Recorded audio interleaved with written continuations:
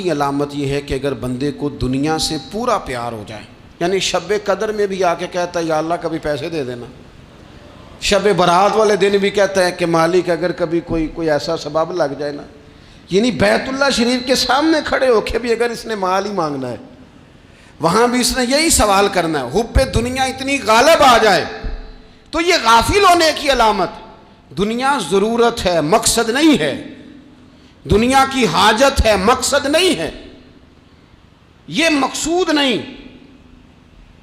اور جب لوگ فقط دنیا کے مال کو، دولت کو، نبی پاک علیہ السلام نے فرمایا وہ لعنتی ہے جو درہم اور دینار کا بندہ بن گیا ہے، پیسوں کا بندہ بن گیا ہے، مل جائے تو خوش ہوتا ہے، نہ ملے تو تکلیف میں آ جاتا ہے۔ یہ غافل بندے کی علامت۔ مومن تو وہ ہوتا ہے کہ دولت رزق حلال ضرور کماتا ہے تاکہ کسی کے آگے ہاتھ نہ پھیلانا پڑے، کوشش ضرور کرتا ہے، پر دنیا کو جیب میں جگہ دیتا ہے، دل میں نہیں دیتا۔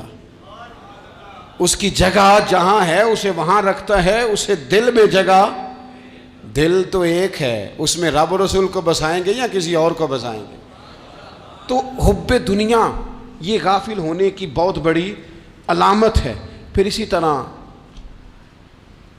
جو بندہ رب کریم کو جانتا نہیں نا، وہ بھی غافل ہو جاتا ہے۔ ایک تو جو یہ نہیں نہ جانتا کہ رب کریم سزا دے گا، وہ مجھے دیکھ رہا ہے، اسے نہ اونگ آتی ہے نہ نیند آتی ہے، جو اس کی معرفت نہیں رکھتا کہ میرا رب ہر وقت مجھے دیکھ رہا ہے، وہ بھی غافل ہو جاتا ہے۔ جسے پتہ ہونا کہ مجھے دیکھ رہا ہے وہ غافل نہیں ہوتا۔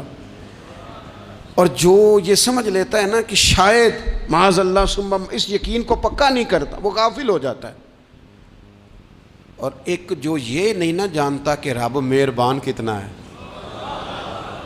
وہ بھی غافل ہو جاتا ہے۔ مجھے بتائیے سب سے زیادہ تو بندہ اس کے دروازے پہ جاتا ہے نا جو سب سے زیادہ مہربانی کرنے والا ہو، اس دروازے سے بندہ اٹھتا ہی نہیں۔ تو جس کو یہ یقین ہو جائے نا سب سے زیادہ کرم فرمانے والی ذات اللہ رسول کی ہے، وہ کبھی رب رسول سے غافل نہیں ہوتا، وہ کبھی اللہ رسول کا دروازہ چھوڑ کے نہیں جاتا، وہ کبھی کسی اور جگہ جا کے پناہ تلاش نہیں کرتا۔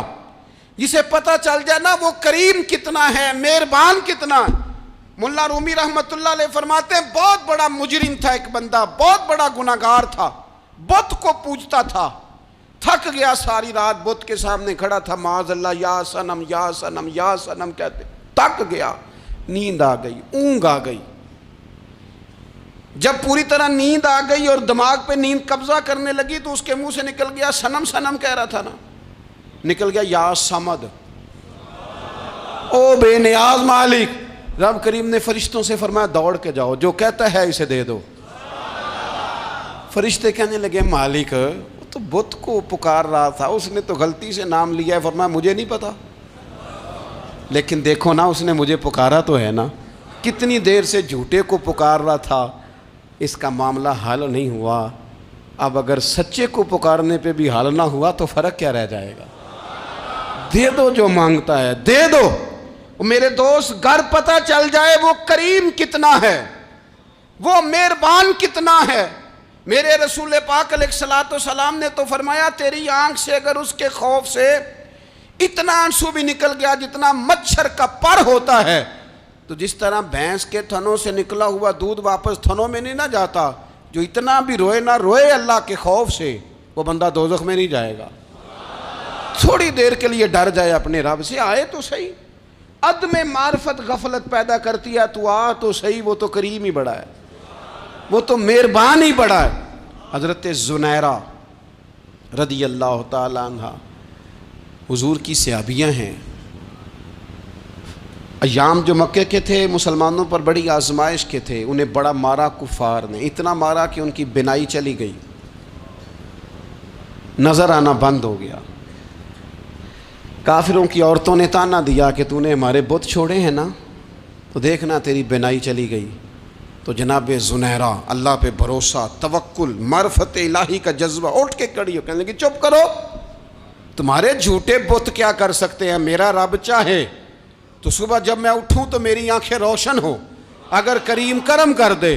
لوگ کہتے ہیں واقعی ایسا ہوا، جب وہ سویرے اٹھیں تو اللہ نے ان کی روشنی واپس کر دی تھی۔ تجھے پتہ چل جانا وہ مہربان کتنا ہے۔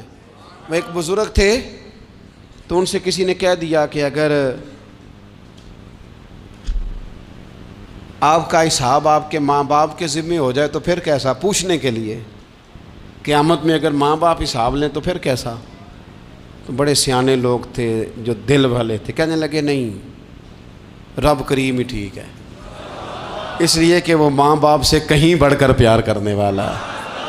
اگر یہ معرفت مل جائے وہ کریم کتنا ہے، اور جب بندہ پوری طرح اس کی بارگاہ میں آ کے تڑپ جاتا ہے نا، مولا میں جاؤں کدھر، تیرا دروازہ چھوڑ کے جاؤں کدھر۔ اقبال کہتے ہیں وہ ایک سجدہ جسے تو گراں سمجھتا ہے، 1000 سجدوں سے دیتا ہے آدمی کو نجات۔ تجھے جگہ جگہ جھکنا نہیں پڑے گا اگر تو صحیح معنوں میں اپنے رب کی بارگاہ میں جھک جائے۔ تو میرے عزیز کوشش کریں کہ اس کی معرفت، اس کا کرم، اس کی عطا اور اللہ تبارک و تعالیٰ کے حاضر و ناظر ہونے پر عین الیقین، حق الیقین حاصل کریں۔ اور پھر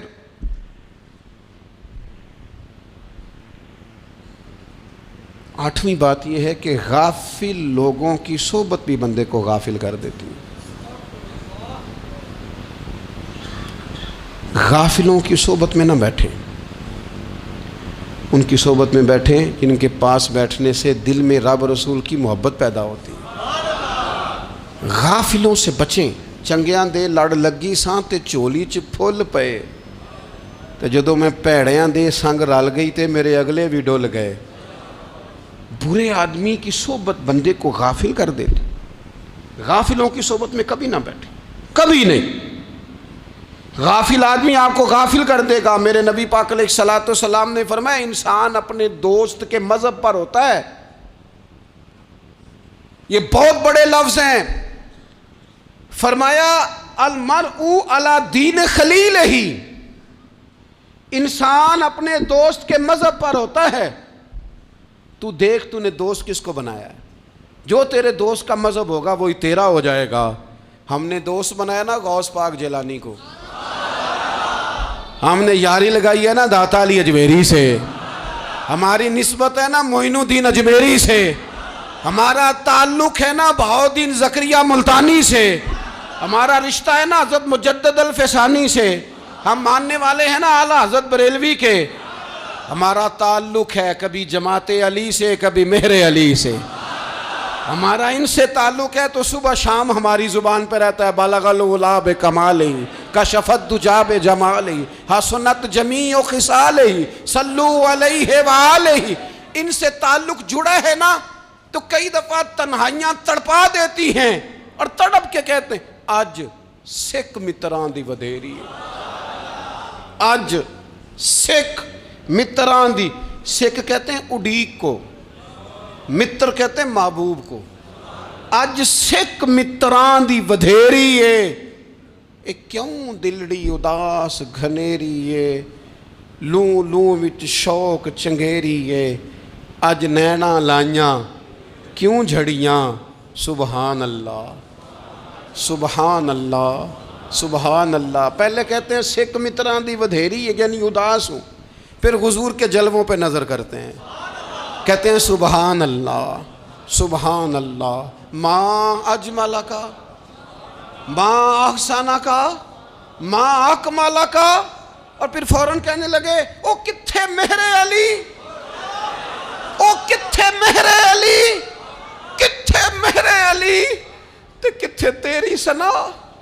اب دیکھو مشتاق اکھیں کتھے جاڑیاں، بلغ العلا بے کمال کشف الدجی بے، اور میرے اعلیٰ حضرت کہنے لگے سرور کہوں کہ مالک و مولا کہوں، باغ خلیل کا گلے زیبا کہوں تجھے، تیرے تو وصف عیب تناہی سے ہیں بری، حیران ہوں میرے شاہ میں کیا کیا کہوں تجھے۔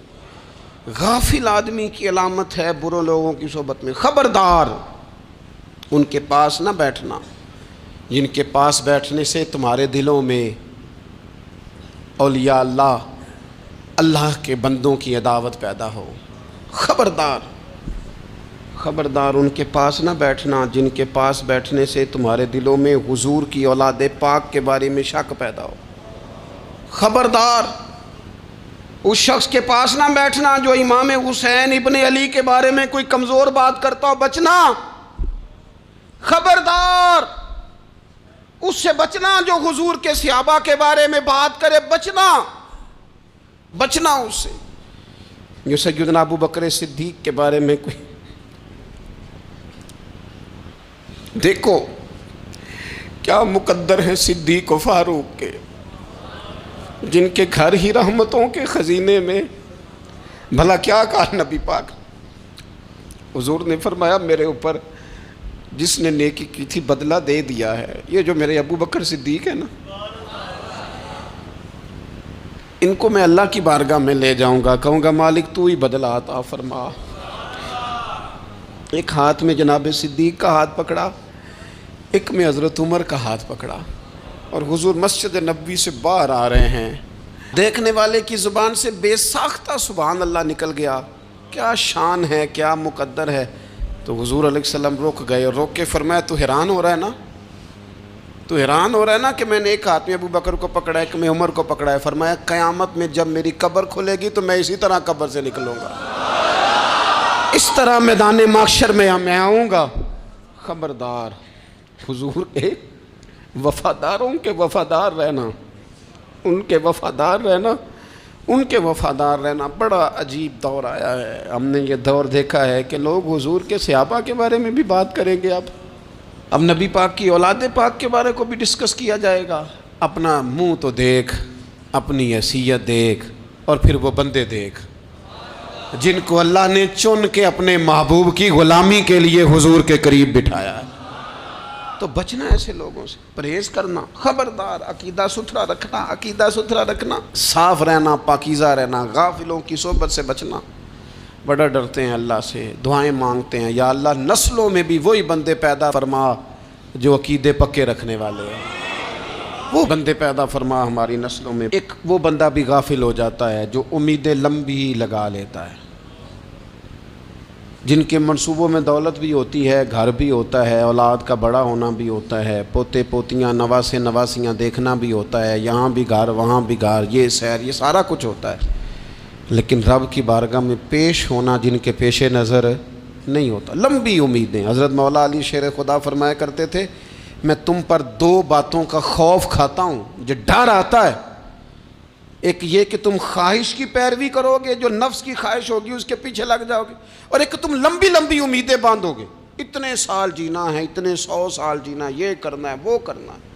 منصوبہ بندی کریں مستقبل کے لیے، وہ بری نہیں، لیکن تیاری رکھیں، تیاری رکھیں، اس بات کا بھی خیال رکھیں کہ اللہ کی بارگاہ میں حاضر ہونا۔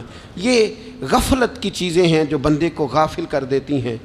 جو لوگ اللہ کا ذکر نہیں کرتے وہ بھی غافل ہو جاتے ہیں، اور جو فضول باتیں زیادہ کرتے ہیں نا، ہنستے زیادہ ہیں۔ فَلْيَضْحَكُوا قَلِيلًا وَلْيَبْكُوا كَثِيرًا۔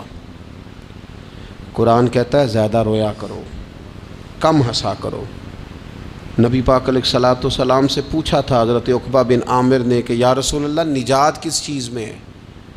تو نبی پاک علیہ الصلوۃ والسلام نے فرمایا ایک تو اپنی زبان قابو میں رکھو، دوسرا فرمایا اپنے گھر میں ٹھہرے رہو، تمہارا گھر تمہارے لیے کافی ہو، فضول نہ نکلو گھر سے، اور تیسرا فرمایا اپنی خطاؤں پہ رویا کرو۔ کثرت کلام اور فضول کلام اور بلا وجہ یہ بندے کو غافل کرتا ہے، دل کو سخت کرتا ہے۔ یہ چند چیزیں ہیں جو انسان کو غفلت میں ڈالتی ہیں۔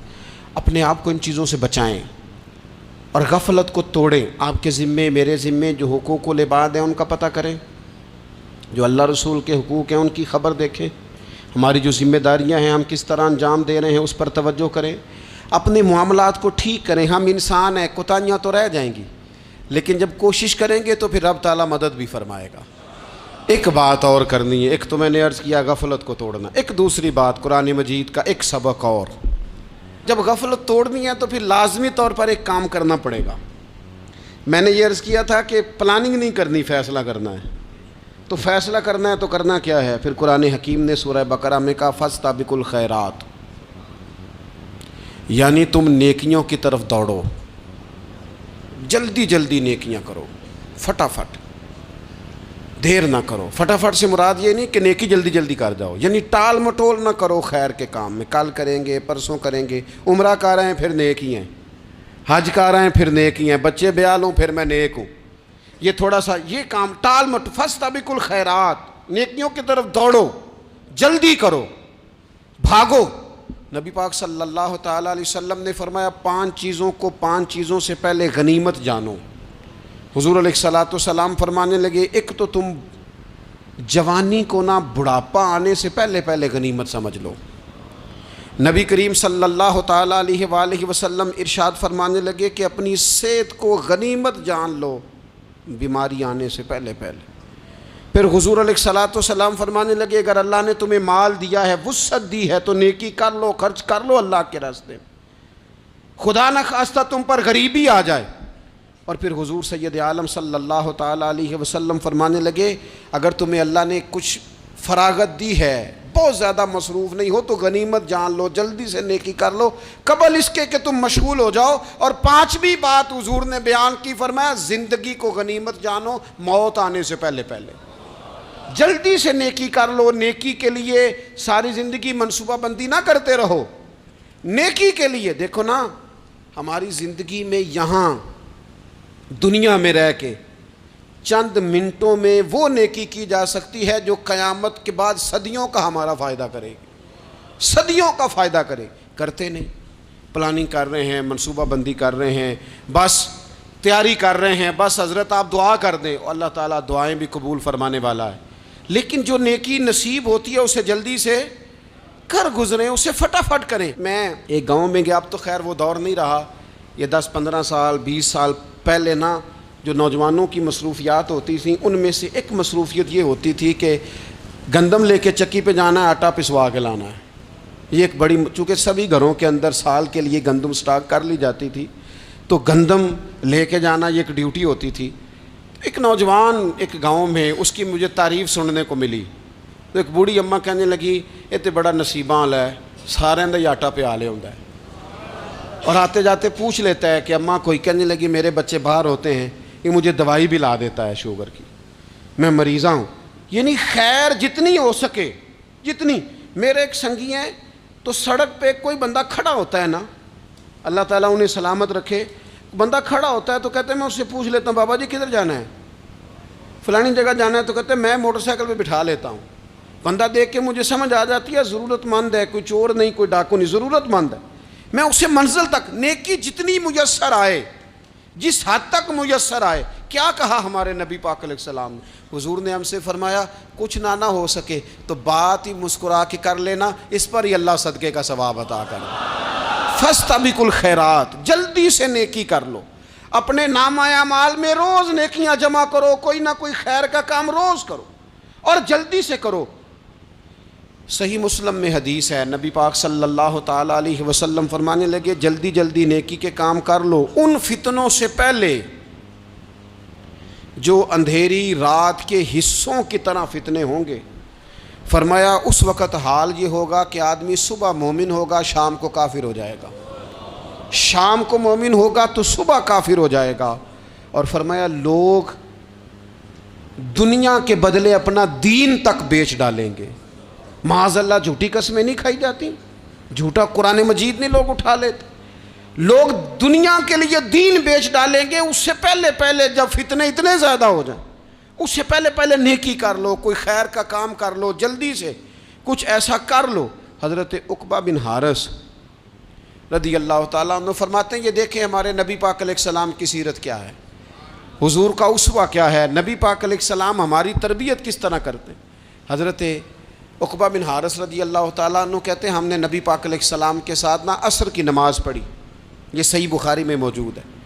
فرماتے حضور سلام پھیرتے ہی فوراً اٹھ کے گھر تشریف لے گئے.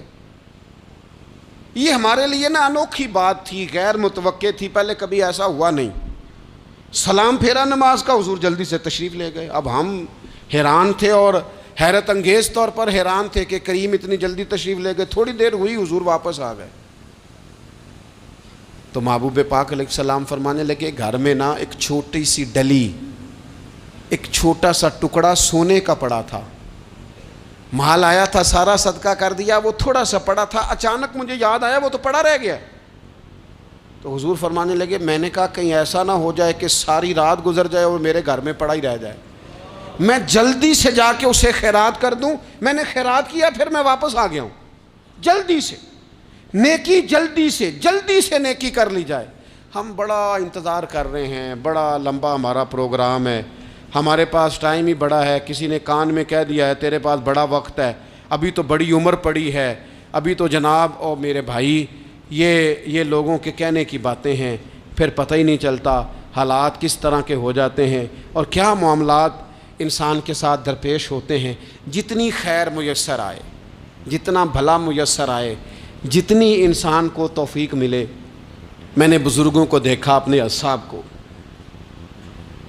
پہلے وہ خدام سے کہتے کہ میں سونے لگا ہوں, اور پابند کرتے لوگوں کو کہ فلاں وقت, بزرگوں کو میں نے دیکھا اپنے, وہ پابند کرتے لوگوں کو کہ فلاں وقت میں موجود ہوں گا, آنا.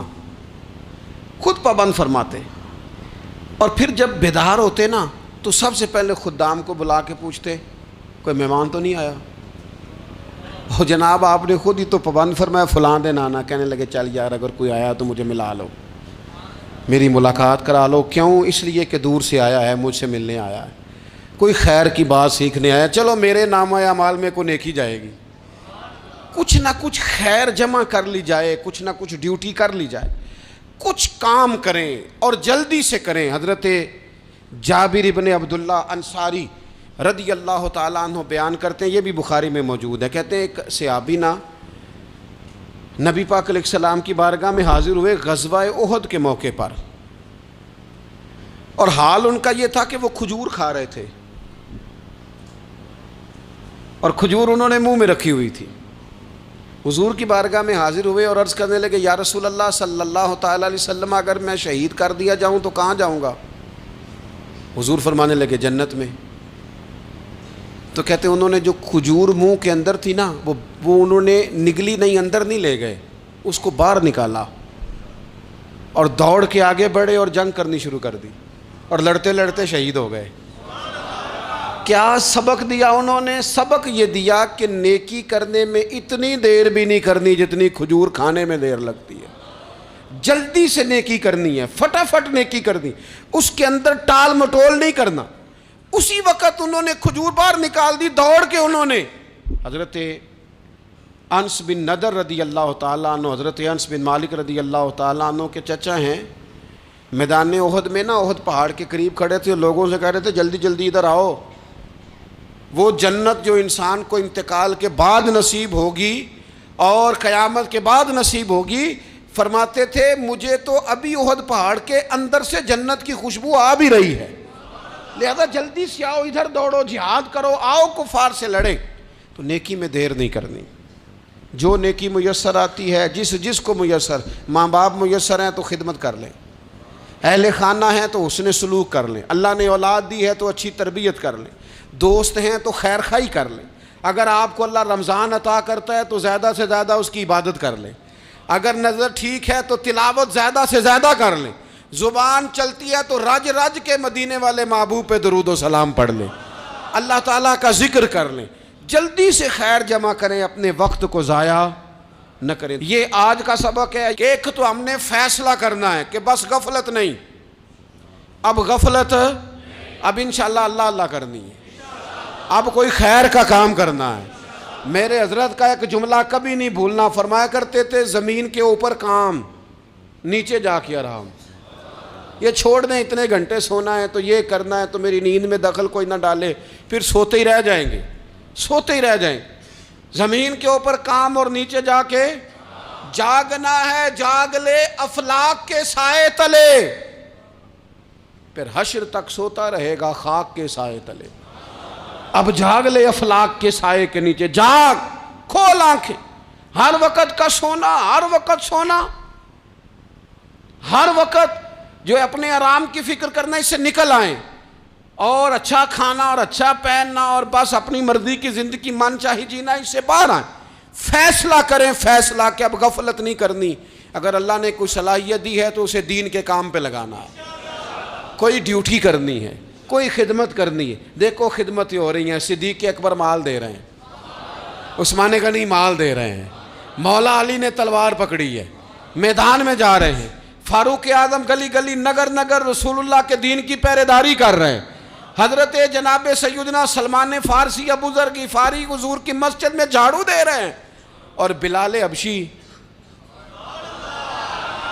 وہ نبی پاک کی مسجد میں اذان پڑھتے رب نے اتنا عروج فرمایا کہ کعبے کی چھت پہ کھڑے ہو کے بھی اذان پڑھنی شروع، انہوں نے اذان دے دی۔ تو کوئی کام کرنا ہے، غفلت کو توڑنا ہے اور نیکی کرنی ہے، ذرا جلدی جلدی خیر کا کام کرنا ہے، نہیں ایسے نہیں، فٹافٹ۔ کیسے جی؟ فٹافٹ۔ تو فٹافٹ کام کریں خیر کا، جلدی جلدی۔ تو یہ خیر کا کام فٹافٹ، جلدی جلدی اور بڑی جلدی اور دوڑ دھوپ کے، اور جب آپ کرتے جائیں گے نا تو پھر اللہ تعالیٰ مواقع بناتا جائے گا۔ آپ سے میری اپیل ہے، بالخصوص میرے ساتھ جو وابستہ سنگی ہیں، جو پیار کرنے والے ہیں، دو باتیں آج آپ نے لے کے جانی ہیں گھر۔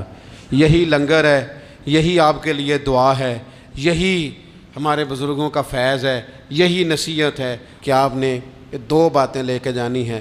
غفلت توڑ دینی ہے، فیصلہ کرنا ہے کہ آج کے بعد غافل نہیں ہونا، اور دوسری یہ بات لے کے جانی ہے کہ نیکی جلدی جلدی، فٹافٹ فیصلہ، فٹافٹ نیکی، ایک کر کے پھر انشاءاللہ دوسری کر کے پھر انشاءاللہ تیسری کر کے پھر انشاءاللہ چوتھی، یہ شروع کرنی ہے، اور آپ دیکھیں گے اللہ تعالیٰ مہربانی فرمائے گا، مدد کرے گا۔